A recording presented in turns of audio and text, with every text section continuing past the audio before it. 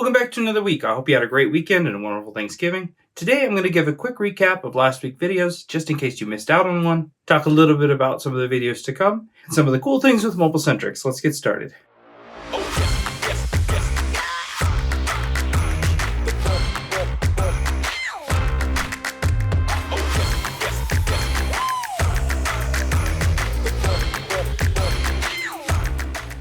First and foremost, up through the 11th, there are discounts on the iFixit kits. There's 20% off, and as you know, these are amazing kits. So definitely take advantage of them right now. Also, the Black Friday sales are going so well that we've decided to extend these deals to the end of the year. Because, of course, people are going to continue to buy devices because they make for wonderful gifts.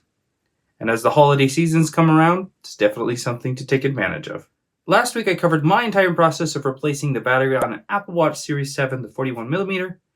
There's some slight differences in this model versus other ones, so if you haven't done that battery, check it out. We also went over the TBK 958N laser machine. Obviously, this is a costly machine, but it's a really good laser, and it is worth every penny. And of course, it can do more than just the back glasses. So if you've been interested to invest in a laser machine, this might be the one for you. And with the holiday, I only made one other video, which was an iPad mini 6.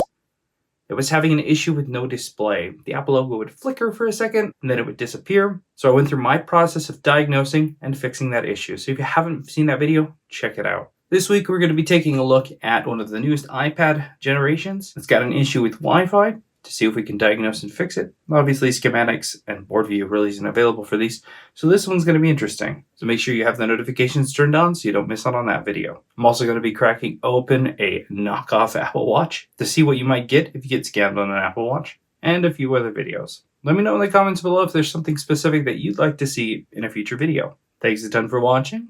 We'll see you this week for more videos.